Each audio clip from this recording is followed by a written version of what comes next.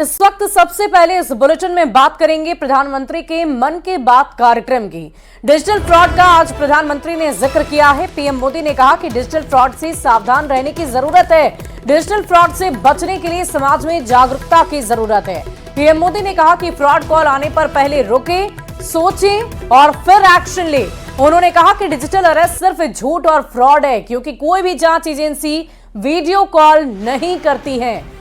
तो प्रधानमंत्री की तरफ से भी आज डिजिटल अरेस्ट को लेकर लोगों को जागरूक करने की कोशिश की गई है। डिजिटल अरेस्ट के नाम पर हो रहे स्कैम से बचने के लिए बहुत जरूरी है हर किसी की जागरूकता, हर नागरिक की जागरूकता। जो लोग भी इस तरह के साइबर फ्रॉड का शिकार होते हैं, उन्हें ज्यादा से ज्यादा लोगों को इसके बारे में बताना चाहिए। और आइए अब ये भी जान लेते हैं कि डिजिटल अरेस्ट क्या होता है, जिस पर पीएम ने अपनी चिंता जाहिर की है और चेताया है। देश और दुनिया में लगातार साइबर अपराध के मामले हर रोज बढ़ते जा रहे हैं। हर रोज कोई ना कोई साइबर अपराधी का शिकार हो रहा है। अलग अलग तरीकों से साइबर अपराधी लोगों को अपने जाल में फंसाते हैं और आजकल डिजिटल अरेस्ट या साइबर अरेस्ट के मामले काफी ज्यादा आने लगे हैं, जिसे समझने की जरूरत है। क्योंकि जब तक आप डिजिटल अरेस्ट वाले अपराधी को नहीं समझिएगा, तब तक आप साइबर अरेस्ट वाले अपराधियों का शिकार होते रहेंगे। सबसे पहले आपके लिए ये समझना जरूरी है कि आखिर ये साइबर अरेस्ट होता क्या है और कैसे ठग लोगों को डिजिटली अरेस्ट कर ले रहे हैं। देखिए पहले हमारी ये खास रिपोर्ट।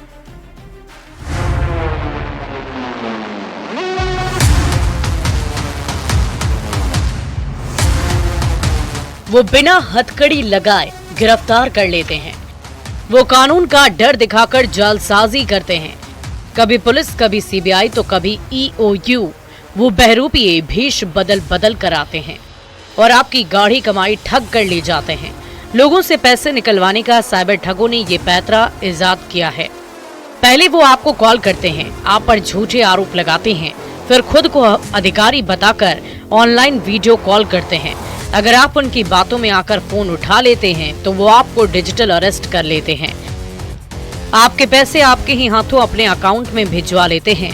वो आपको स्क्रीन से दूर नहीं हटने देते, वो आपको सोचने का मौका तक नहीं देते और आपको ठग कर गायब हो जाते हैं। 2024 में ही दुनिया का पहला साइबर क्राइम इंडेक्स जारी हुआ था। Mapping global geography of cyber crime with the world cyber crime index के नाम से। इसमें बताया गया कि दुनिया भर में कहां-कहां पर साइबर फ्रॉड सबसे ज्यादा हो रहे हैं। लिस्ट में 15 देशों के नाम हैं। पहले नंबर पर रूस, दूसरे पर यूक्रेन, तीसरे नंबर पर चीन को साइबर क्राइम का सबसे बड़ा गढ़ बताया गया है। इसमें भारत 10वें नंबर पर है।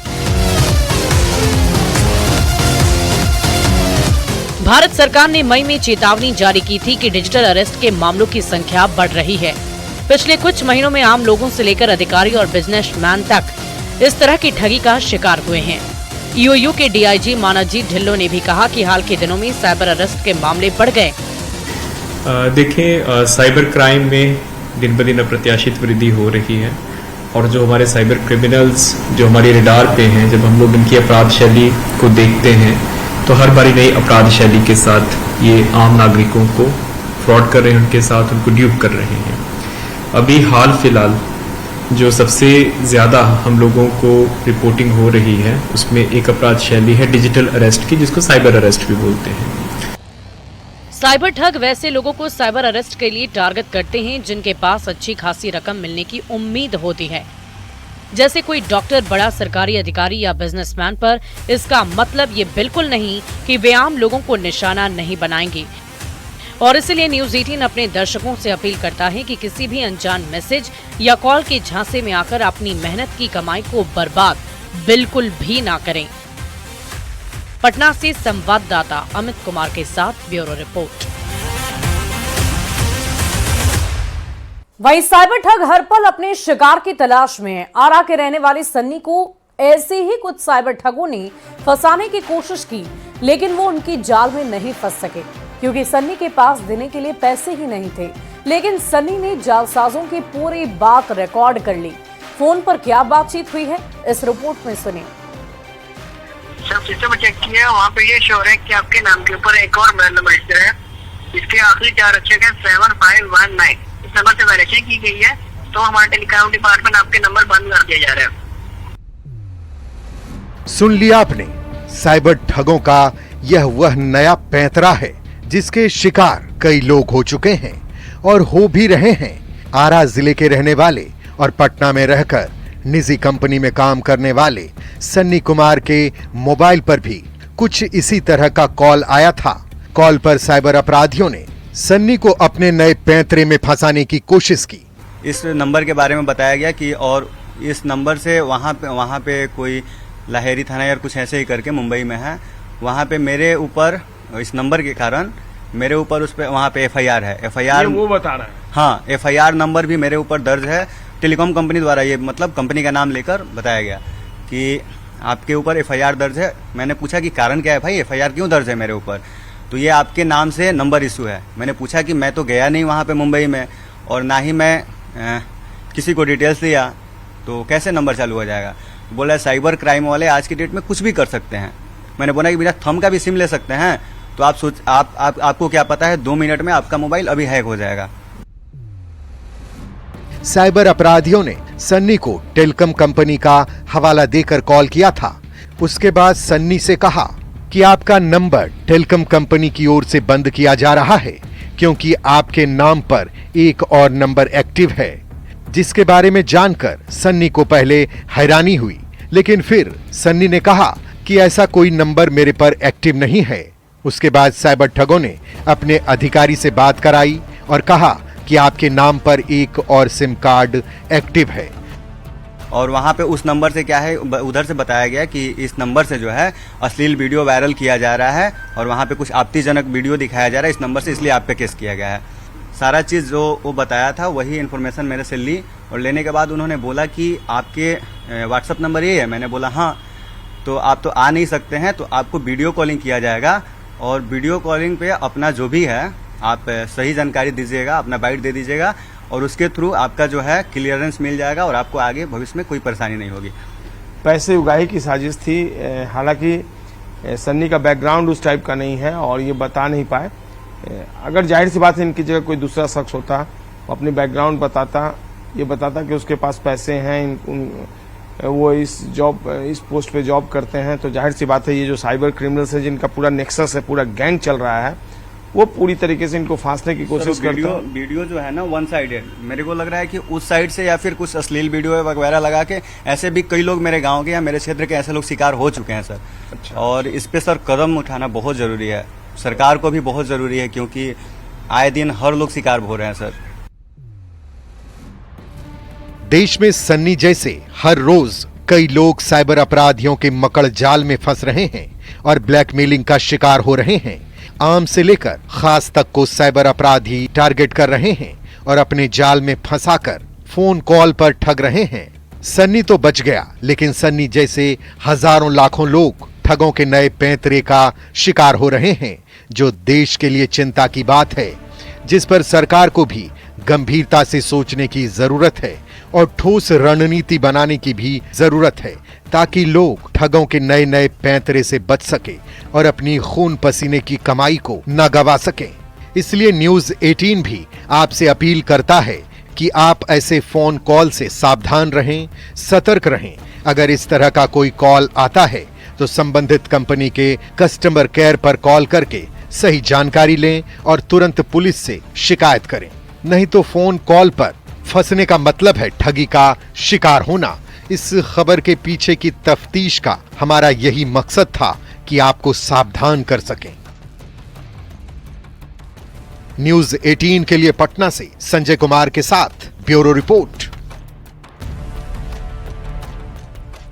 और डिजिटल अरेस्ट साइबर क्राइम का एक नायाब तरीका है। साइबर फ्रॉड लोगों को फंसाने के लिए ब्लैकमेलिंग का खेल खेलता है और लोग उसके जाल में फंस भी जाते हैं। डिजिटल अरेस्ट में साइबर फ्रॉड वीडियो कॉल के जरिए आप पर हावी हो जाता है और आपको घर में ही बंधक बना लेता है। सबसे पहले ठग आपको पुलिस का अधिकारी बनकर एक वीडियो कॉल करता है। फिर आपसे ये कहा जाता है कि आपका Aadhaar card, SIM card, bank account का उपयोग किसी गैर कानूनी काम के लिए किया गया है और यहाँ से आपको डराने धमकाने का खेल शुरू हो जाता है। अपराधी आपको वीडियो कॉल से ना हटने देता है और ना ही किसी को कॉल करने देते हैं और ऐसे ही आप डिजिटली अपने घर बैठे ही अरेस्ट हो जाते हैं। जानकारी के अनुसार ठगी करने के 4 से 5 तरीके होते हैं, जैसे किसी कुरियर का नाम लेकर इसमें गलत सामान आया है, कुरियर में ड्रग्स है जिसकी वजह से आप फंस जाएंगे, आपके बैंक खाते से इस तरह के ट्रांजैक्शन हुए हैं जो फाइनेंशियल फ्रॉड रिलेटेड है, मनी लॉन्ड्रिंग, NDPS का भय दिखाकर अधिकतर उन लोगों को फंसाया जाता है जो पढ़े लिखे और कानून के जानकार होते हैं। ऐसे लोगों को डराकर उनसे डिजिटल तरीके से फिरौती मांगी जाती है। अगर उनके खातों में पैसे नहीं हैं तो उनको लोन दिलवाई जाती है और कई बार उनके पास लोन लेने वाले ऐप्स नहीं होते हैं तो उन ऐप्स को भी डाउनलोड करवा दिया जाता है। कई बार 2 से 3 दिन तक डिजिटल अरेस्ट रखा जाता है। डिजिटल अरेस्ट से अगर आपको बचना है तो वो क्या तरीके हैं जिसे अपनाने होंगे, इसे भी जानते हैं। जांच एजेंसी या पुलिस आपको कॉल करके धमकी नहीं देती है, इसका खास ख्याल आप रखें। जांच एजेंसी या पुलिस कानूनी प्रक्रिया के तहत ही आप पर कार्रवाई करती है। अगर आपको भी डराने धमकाने के लिए इस तरह के कॉल्स आते हैं तो आप तुरंत इसकी सूचना स्थानीय पुलिस को दें। 1930 नेशनल साइबर क्राइम हेल्पलाइन पर कॉल करके आप इसकी शिकायत जरूर दर्ज कराएं। सोशल मीडिया साइट X पर @cyberdost के जरिए भी आप शिकायत दर्ज करा सकते हैं। कुल मिलाकर आप समझ सकते हैं कि कैसे आपको इन साइबर अपराधियों से बचना है। आपने ये भी जान लिया कि साइबर अपराधियों की साजिश से कैसे बचा जाए। अब ये भी जान लीजिए कि आगे कैसे कैसे नए नए तरीके अपनाकर साइबर ठग जो हैं वो ठगी का काम करते हैं।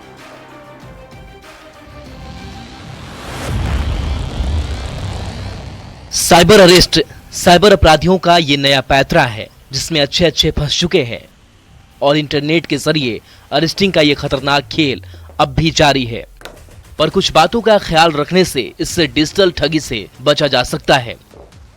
मजबूत पासवर्ड का इस्तेमाल करें। हर अकाउंट के लिए अलग अलग और मजबूत पासवर्ड सेट करें और 2 स्टेप ऑथेंटिकेशन का इस्तेमाल करें।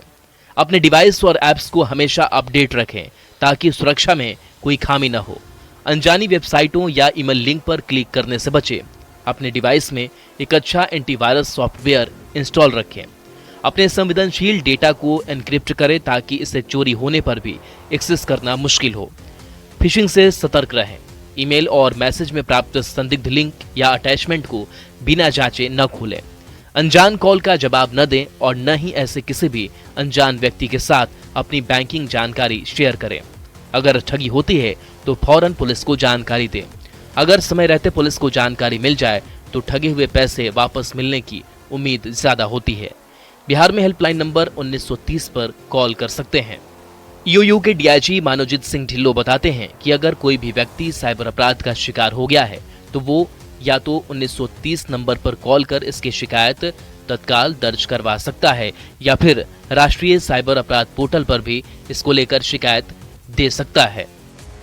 या फिर आप जो हम लोगों की 1930 हेल्पलाइन है, 1930 हेल्पलाइन है, उस पर कॉल कर सकते हैं और नंबर रिपोर्ट कर सकते हैं, या ईमेल आईडी को रिपोर्ट कर सकते हैं, जहाँ जो national cyber crime reporting portal है।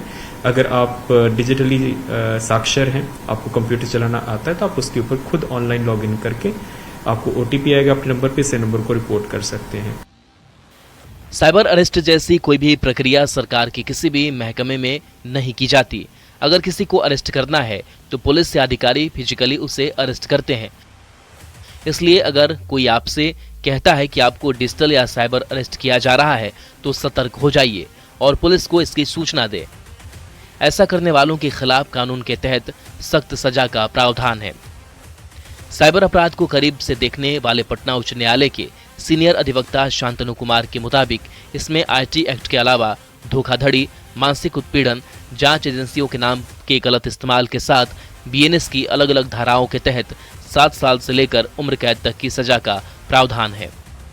वो धाराएं लगती है और IT एक्ट की प्रॉपर धाराएं लगती हैं। इसमें 1 साल से 1 साल से लेकर 3 साल तक की सजा हो सकती है और इसमें 1 लाख रुपया से लेकर 5 लाख रुपया तक का अलग से फाइन भी है। लेकिन अगर यही अपराध किसी वरिष्ठ सैनिक अधिकारी या किसी ऐसे व्यक्ति के साथ होता है जिसमें ये प्रिज्यूम किया जाएगा कि राष्ट्रीय सुरक्षा को खतरा है, तो वैसी स्थिति में इसमें लाइफ इम्प्रिजनमेंट की सजा भी हो सकती है। हाल ही में गया के एक प्रसिद्ध डॉक्टर भी साइबर अरेस्ट के शिकार बन गए थे, जिनसे साइबर अपराधियों ने 4 करोड़ से ज्यादा रुपए वसूल किए।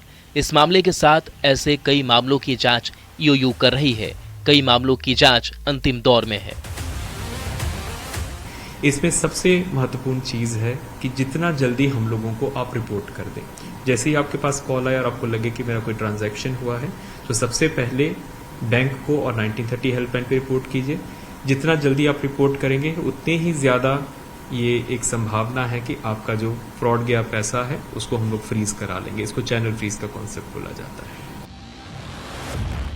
साइबर अरेस्ट के मामले पूरी दुनिया में दिन ब दिन बढ़ते जा रहे हैं। इसे रोकने का एकमात्र उपाय है जागरूकता और सावधानी। आपकी सूझबूझ ही आपको इन शातिर ठगों से बचा सकती है, वरना इन चालबाज चोरों से बच पाना मुश्किल है।